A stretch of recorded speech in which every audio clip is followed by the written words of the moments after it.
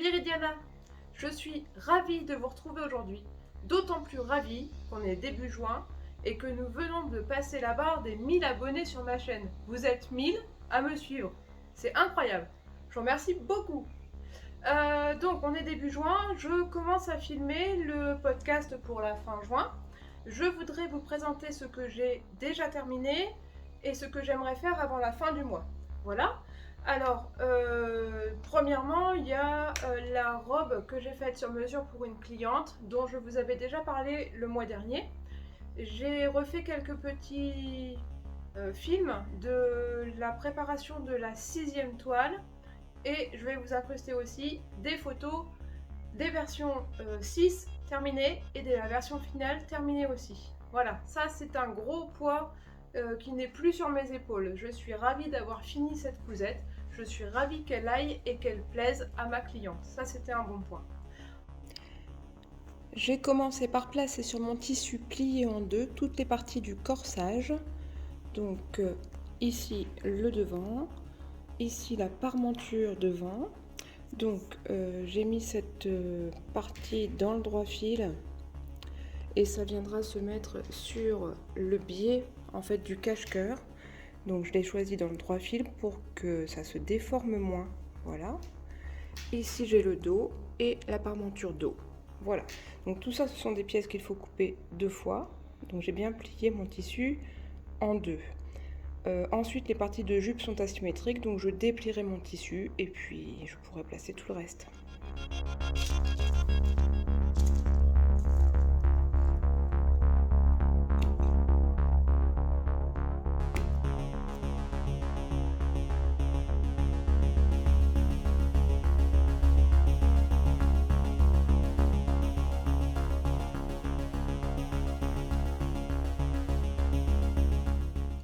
Je vous présente donc la 6e toile de la robe pour ma cliente. Donc celle-ci est dans une viscose verte. Alors elle ressort légèrement bleue avec le téléphone, mais je vous jure qu'elle est verte. Elle a un super tombé. C'est très confortable.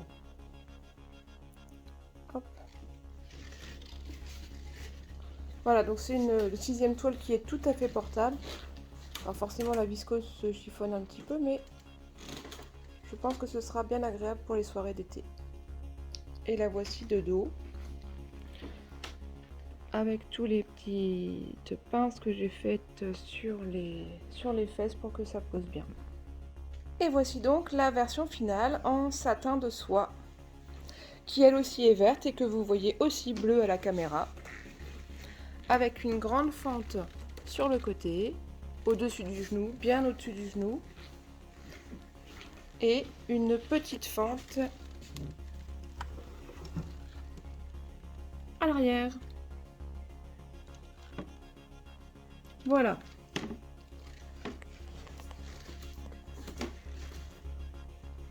Cette fois-ci, c'est terminé, je peux passer à autre chose. Ensuite, une cliente m'a amené une robe qu'elle s'est achetée pour aller à un mariage. Mais c'est un dos nu, hop, et bien sûr ça baille dans le dos, donc on a fait les mesures, on a pris les mesures et il faut que je lui réduise le dos nu et que je réduise aussi en longueur parce que pour l'instant elle est très très longue. Je pense qu'elle a été faite pour quelqu'un d'1m75 ou même 80 parce que c'est très très long, donc j'ai ça à retravailler avant la fin du mois. Ça va, j'ai un petit peu de temps.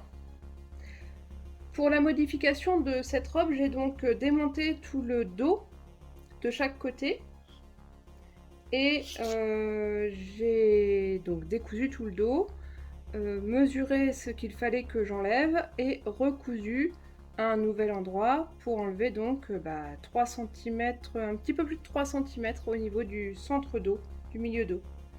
De l'autre côté, donc on le voit ici, j'ai démonté, voilà, mais je n'ai pas encore cousu. Je vais donc coudre pour enlever un peu plus de 3 cm au milieu du dos. Par contre sur les côtés c'était la bonne longueur, donc milieu du côté j'ai laissé la couture existante. Voilà. Et une fois que j'aurai piqué les deux côtés, je viendrai surjeter comme c'était fait ici, en rentrant bien tous mes fils proprement sur le milieu dos. Voilà. La deuxième étape, c'était donc de raccourcir la longueur générale de la robe. Et pour ça, j'ai déjà démonté, j'ai mesuré qu'il fallait que je coupe 18 cm. Donc j'ai décousu sur un peu plus de 20 cm, comme ça j'ai la place pour faire mon ourlet proprement. Voilà. Donc j'ai fait un côté, enfin j'ai décousu un côté. Il faut encore que je découse l'autre côté qui est pour l'instant entièrement fini.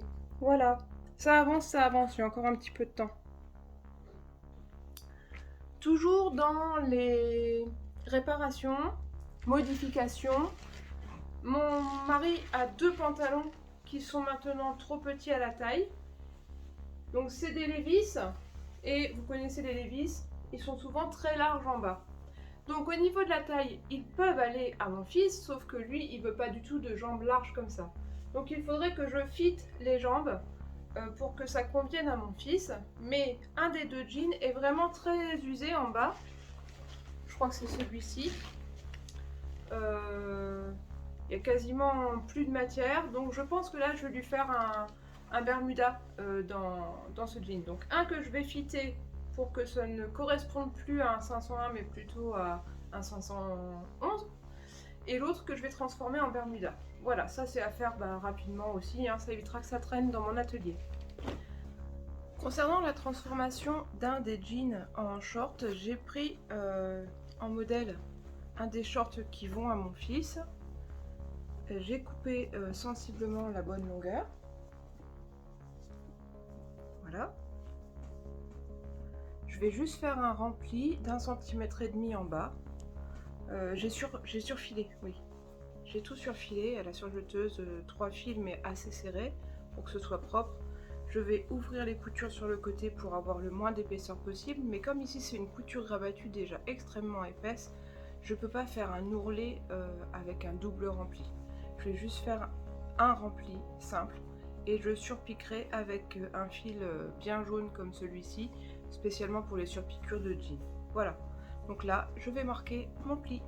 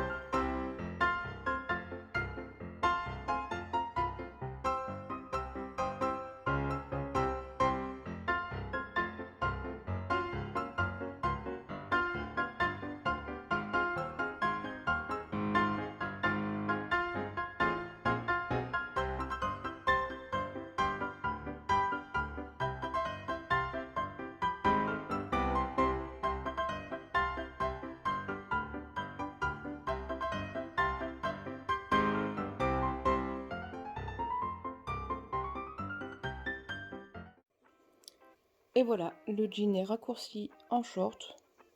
J'espère qu'il sera porté du coup. Et vous voyez cette surpiqûre faite avec du fil Gutterman pour les surpiqûres. Donc je crois que ça s'appelle un extra fort ou quelque chose comme ça. Ça rend super bien, ça fait très pro. Voilà. J'espère qu'il sera porté. La troisième chose que je dois faire avant la fin du mois de juin, c'est une robe médiévale pour jouer dans une pièce de théâtre de la guerre de 100 ans. Donc je suis en train de faire une toile. J'ai donc commencé le buste et la jupe, l'assemblage avec la ceinture. Il n'y a pas encore les manches. Vous savez, à l'époque, ils avaient des grandes manches qui descendent comme ça. Donc, hop, il y a une partie haut de manche. Vous imaginez, c'est du 12 ans, hein, ça ne me va pas. Ce sera un peu plus grand. Et là-dessus vient se greffer la partie pendante de la manche.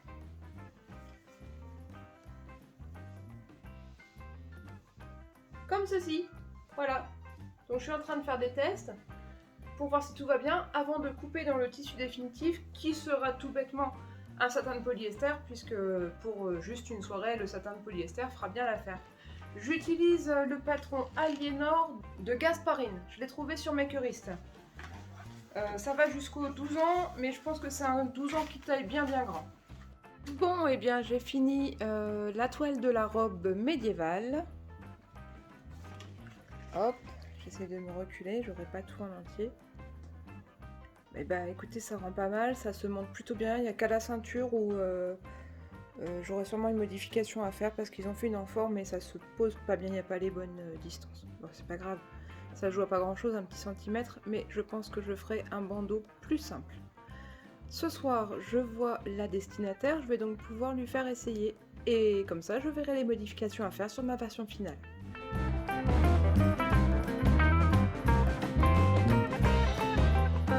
Ensuite, je voudrais quand même faire des petites choses pour moi, parce que là c'est bien, il y a pour mon fils, pour une cliente, pour une cliente, super. Mais je me suis trouvée à super pas cher ce jersey de viscose, motif zèbre rose, voilà. J'aimerais beaucoup en faire quelque chose pour moi. Je sais pas après si je vais vraiment assumer ce motif, c'est un peu spécial quand même. Mais je me dis que l'été, tout passe l'été, notamment en vacances. Donc j'ai envie de me faire un t-shirt Candy du Urban Ferry avec cette fois-ci tous les volants possibles. Parce que je me suis déjà cousu une version il y a quelques temps, voire même quelques années, mais c'était une version ultra basique, sans découpe, sans volant. Là j'ai envie de faire un peu plus de petits travaux sur mon t-shirt Candy. J'ai acheté pour ma brodeuse un coffret de fil Madeira avec dedans, c'est 18 je crois, 9 et 9, 18 fils différents, des bobines de 400 mètres, plus une grosse bobine de noir pour pouvoir faire plus de choses avec ma brodeuse. J'étais un petit peu limitée au niveau des couleurs, bien que j'en ai déjà, mais par exemple j'avais pas de noir. C'est embêtant, il y a toujours du noir dans une broderie. Donc j'ai remédié à ça avec une grosse bobine de noir plus une petite, et une de blanche, je ne devais pas en avoir non plus, plus un assortiment de couleurs. Donc si j'arrive à faire des broderies avant la fin du mois, vous en verrez dans ce podcast. Ça faisait partie d'une commande chez Rascol avec ce... Pas du tout chez Rascol, je dis n'importe quoi, chez Coudre et Broder. Le groupe Adi, Coudre et Broder. C'est là que j'ai acheté mes 2 machines à coudre. Donc quand j'ai besoin de pièces détachées, je commande aussi sur ce site. Et j'ai acheté le petit pied ourleur de 4 mm pour faire des ourlets mouchoirs de 4 mm. Pour l'instant j'en ai un de 2 mm et franchement c'est très difficile de réussir un ourlet mouchoir de 2 mm, c'est beaucoup trop précis, ça fuit tout le temps. Donc je vais tester le 4 mm, je ferai un test et je pense que je vous filmerai ce test, vous l'aurez dans le cours du podcast. Voilà, j'espère que le programme vous plaît, si ça vous plaît mettez un petit pouce et abonnez-vous. Aujourd'hui nous allons coudre ensemble un sweat Achille d'Urban Ferry. J'ai déjà coupé mes pièces. Je suis organisée en ce moment et je coupe mes pièces.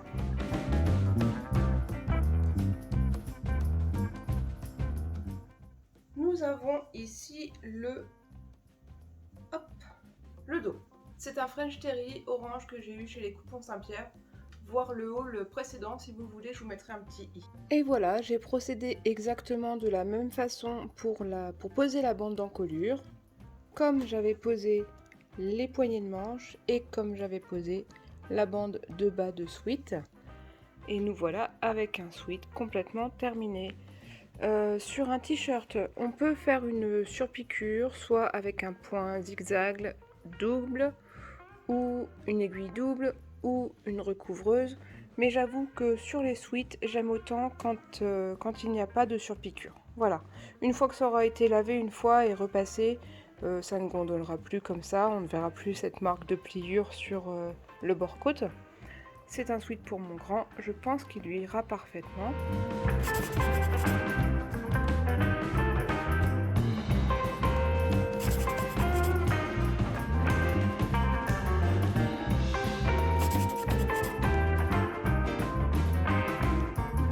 Durant ce mois de juin, j'ai cousu un peu pour le destock pas 3 en fait.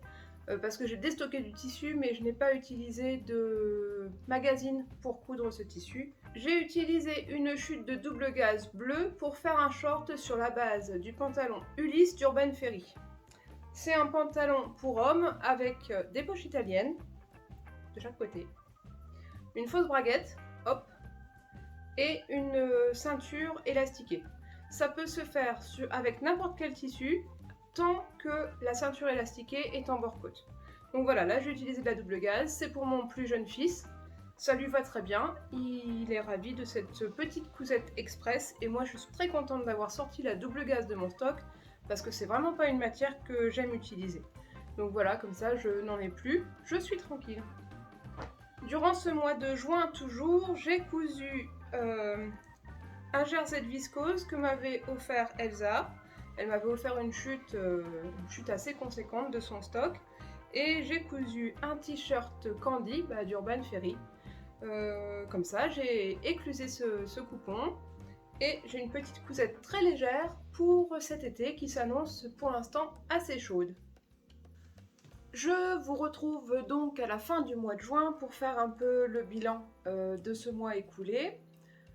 Je ne vous ai pas parlé d'un des t-shirts que j'ai cousu, le seul qui rentre vraiment dans le Destock 3. J'ai donc cousu de nouveau un t-shirt Maya de la maison Victor, comme le défi dans le défi. Je vous remets la vidéo dans le petit i. C'est le seul, je crois, c'est le seul patron issu de magazine que j'ai cousu ce mois-ci. Donc c'est dans un jersey cristal, on va dire, un jersey je pense de polyamide.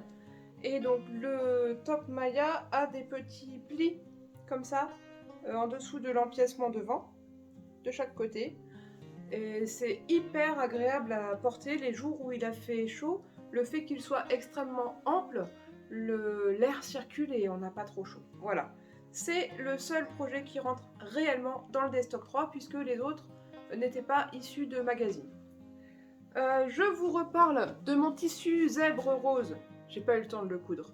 Et après réflexion, je ne ferai pas de t-shirt Candy avec volant dans ce tissu parce que l'arrière est blanc et donc les volants, on voit les deux côtés et je pense que ce ne sera pas approprié. Si jamais je fais un t-shirt Candy, ce sera un t-shirt comme le rouge, sans volant.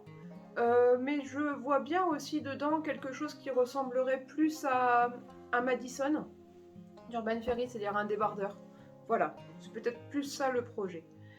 J'ai aussi fini de coudre la robe médiévale de ma cliente, de ma jeune cliente, mais je ne vous la fais pas voir puisque j'ai prévu une vidéo complète sur la couture de cette robe, que vous retrouverez dans 1 ou 2 semaines. Ce mois-ci, j'ai aussi cousu un test de robe pour Liz Taylor. C'est un projet qui est encore secret, donc je ne peux pas vous le montrer, mais ça m'a pris pas mal de temps. Et j'ai aussi cousu un test de pantalon pour Elsa. Je vous fais pas voir tous les détails. C'est un patron qui va sortir bientôt. J'ai choisi la version poche cavalière, fausse braquette, ceinture élastiquée et bas de jambes élastiqués. Voilà. Je laisse Elsa vous parler de tout ça très bientôt. Et je voulais aussi vous dire que nous sommes fin juin. Alors avec Elsa, on va bientôt se revoir, se réunir pour faire le point sur le défi Destock 3 qui était sur Instagram et pour élire la gagnante. Je pense qu'on fera ça d'ici 8 jours environ. Donc n'hésitez pas à nous suivre toutes les deux pour avoir tous les retours sur notre défi. Si ça vous a plu, mettez un petit pouce, abonnez-vous et on se retrouve très bientôt. Bye bye!